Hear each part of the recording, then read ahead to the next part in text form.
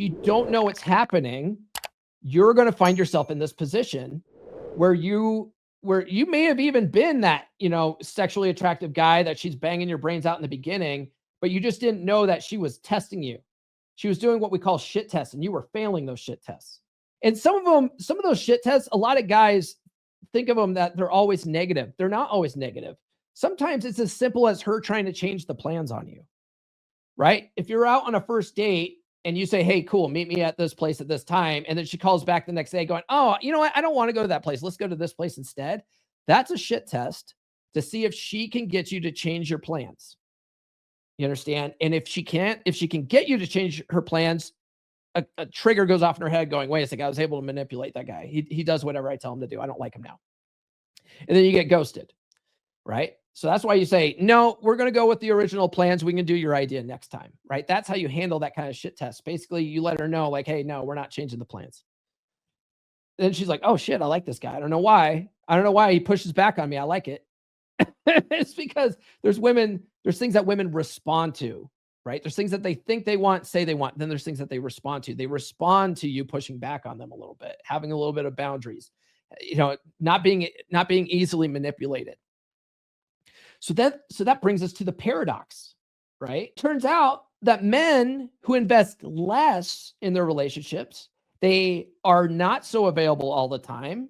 They don't text all the time. They don't give her flowers and chocolates. They don't take her out to fancy dinners or fly her out to Miami or whatever. They do low investment dates. They make her earn their time and attention. Those guys get more by giving less attention and effort. Those guys get more. There's a fucking paradox there, right? Because that's not what society tells us. That's not what women tell us, but that's what they respond to. And it blows everybody's minds. So what's the solution? If relationships are set up for men to lose, what can you do to flip the script? Well, I'm about to show you exactly how. But before we get into that, guys, consider joining the beer club. A lot of the guys in the chat right now are in my beer club membership. It's for men only. No women allowed. It's the He-Man Woman Haters Club. Just kidding. We actually all love women in there, right? We're all in there to level up and get better with women. And the funny thing about leveling up and getting better with women is it makes us better men in general, right? So there's about 50 guys in there, and we're all in there swapping notes. Talk about what works, what doesn't. We're talking about our fitness, our health, our money, our finances, investing, how to make ourselves better fucking men in all areas of our lives. We have a subgroup in there. It's a gratitude group. It's just for our mental health. It's for guys to go in there and talk about what they're grateful for. If you guys have never practiced gratitude, it'll change your life. If you sit down and spend 5 to 10 minutes a day just thinking about stuff you already have in your life that you're grateful for, it'll completely change your outlook on the world, right? We have that. We have guys in there that have, some guys in there that have beat diabetes. They've lost so much weight. They've beat type 2 diabetes. We've got guys in there that, we have a guy who we call him Shreddy Eddie. He's in his 60s, fucking shredded as fuck. He lost a whole bunch of weight last year. I helped him with that. And he's been keeping it off in our fitness accountability group, right? We've got guys in there that have completely changed their marriages around to their benefit, right? Phenomenal group of guys. Highly recommend you guys get in there. Our next monthly call will be on the 27th. So next week on Thursday. And then guys, if you want to work with me one-on-one, that's available too. Book a call with me. Go to call.fixdeadbedrooms.com. I help men who are in dead bedroom situations in their marriage and they want to turn that dynamic around. Okay. If you're a guy that you'd rather just, go get divorced and, your mind's already set on that, don't book a call with me. Okay. This is for guys that don't want to throw in the towel yet. These are guys that know that they could turn things around. They still love their wives. They don't want to break up their family, right? They want to keep their family together. Okay. Book a call with me. Go to call.fixdeadbedrooms.com. I always get guys in the comments, especially on TikTok. They're always like, just dump her, bro. just file for divorce, bro. Like there's okay. I mean, if you're going to do that, that's fine. But there's a lot of guys out there that don't want to give up just yet. All right. So book a call with me. All right. The blueprint to take back control. All right. Now I'm going to really overly simplify this. If you guys really want to take back control, I recommend getting my book, Get Her to Fuck You Again. Right. But we're going to try to keep this short to about 30 minutes worth so we can wrap up. The red pill wake up call, what smart men are doing differently. Okay. The biggest thing that guys in the red pill space, and I'm talking about true red pill, right? I'm not talking about like rage bait TikToks. I'm not talking about shows where they have a panel of only OF models, right? We can't say that. Corn stars, ladies of ill repute on their show, and they make them look stupid, give them White Claws, and kick them off the show. Okay, that's not what I would refer to as real red pill, right? That's red pill trademark, as that bastard Ryan Stone would say.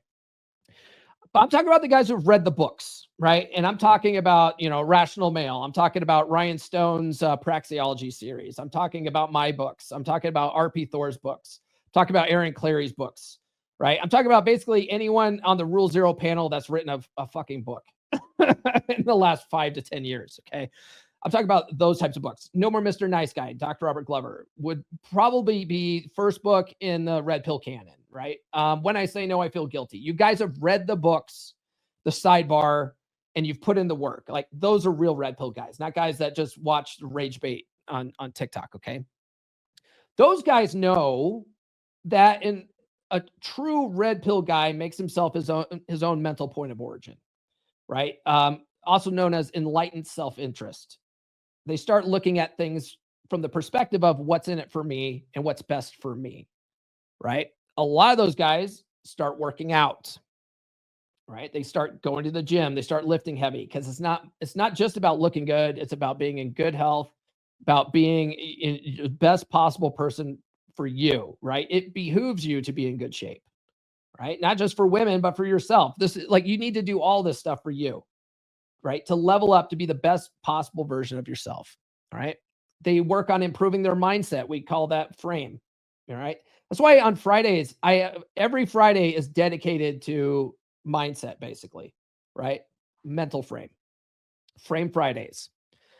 And they prioritize themselves first, right? If they're not getting their needs met, okay, fine. I'm going to go work on me then. Like, I got work to do, right? If you're married, right, there's a whole subgroup in the red pill called the married red pill. And these are guys that studied the praxeology and used it to set the tone and lead their relationships, right? And on their terms, right? Some guys are opening the relationship on their terms, right? They're going out and dating other women, like, whatever they want to do. I'm not here to judge them. I don't recommend that, but whatever, you can do whatever you're going to do. There's some guys that, they're like, hey, this isn't working for me, and they go and get divorced.